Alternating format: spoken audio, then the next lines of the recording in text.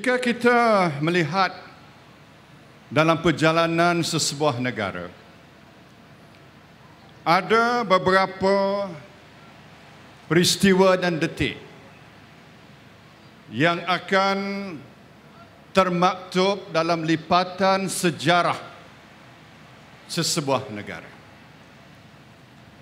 Detik dan peristiwa tersebut menandakan sesuatu yang amat signifikan dalam konteks pembangunan dan transformasi yang berlaku kepada negara tersebut. Saya berani menyatakan bahawa pada malam ini kita yang berhimpun di dataran Batu Maung ini menyaksikan satu peristiwa, satu detik yang amat bersejarah dalam perjalanan negara Malaysia kita yang tercinta.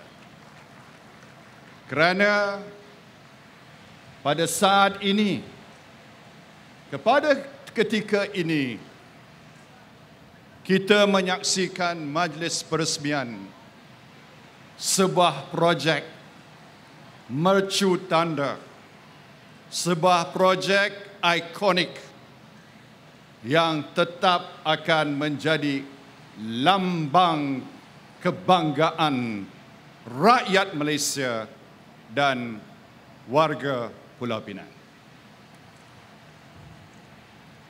Jika kita melihat latar belakang projek ini, kita akan dapat membuat kesimpulan bahawa projek yang begini besar sudah tentu akan makan masa yang lama. Mana yang disebut oleh Datuk Yang Berhormat Datuk Fadilah tadi, projek ini telah cadangannya dilontarkan oleh Tun Dr. Mahathir Mohamad pada tahun 1995. Cadangan untuk membina jambatan Pulau Pinang yang kedua. Yang amat berbahagia, Tun Abdullah Badawi bila menjadi Perdana Menteri membuat dua keputusan yang amat bermakna. Satu, memilih laluan iaitu daripada dua cadangan, the northern option ataupun the southern option. Yang amat berbahagia, Tun Abdullah Badawi memilih the southern option.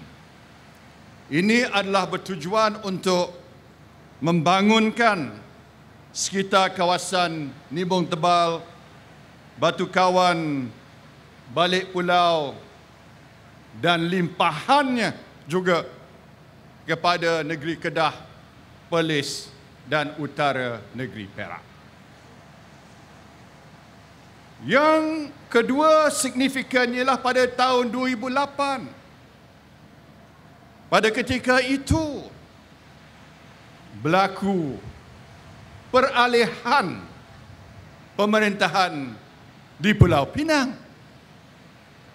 Tetapi Yang Amat Berhormat Pak Lah kata, apa yang baik untuk rakyat Pulau Pinang kita perlu laksanakan dan kita perlu teruskan.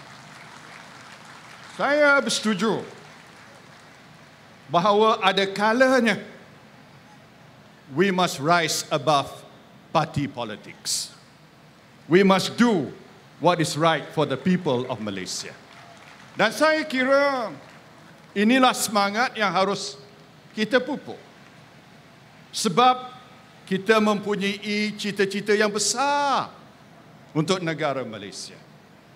Kita mempunyai visi dan impian yang teragung. Dan oleh itu amat penting, walaupun apa kefahaman ideologi politik kita mesti bersama-sama dalam proses nation building and national development. Banyak pertumbuhan ekonominya rancak, lebih rancak, kesesakan lalu lintas berkurangan dan peluang pekerjaan akan juga bertambah pada masa-masa yang akan datang. Oleh itu, jambatan kedua Pulau Pinang ini mesti kita anggap bukan saja sebagai satu yang ikonik, tetapi ia mencetuskan pemangkin kepada proses pembangunan dan kerancakan pertumbuhan ekonomi untuk Pulau Pinang dan juga untuk kawasan Koridor Utara. Sebagai satu pertimbangan khas, maka jambatan Pulau Pinang ini akan dibuka untuk lalu lintas lepas 12:30 malam hari ini dan tidak akan dikenakan tol selama 1 bulan lamanya.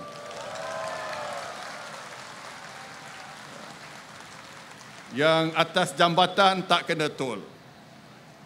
Yang seberang sana tu ada tol sikit. Pada akhirnya, saya dah fikir perkara ini sebab kalau ada sebuah jambatan yang begini hebat, orang akan sebut jambatan Pulau Pinang yang kedua. Bila sebut jambatan Pulau Pinang yang kedua, dia tak ada orang kata. Dia tak ada signifikan. Betul atau tak? Betul. Jadi, di sini saya suka nak mengumumkan bahawa setelah mendapat perkenan Duli Yang Maha Mulia Seri Paduka Baginda Yang Tuan Agong, Kerajaan Persekutuan bersetuju untuk menamakan jambatan ini sebagai Jambatan Sultan Abdul Halim Muazzam Shah.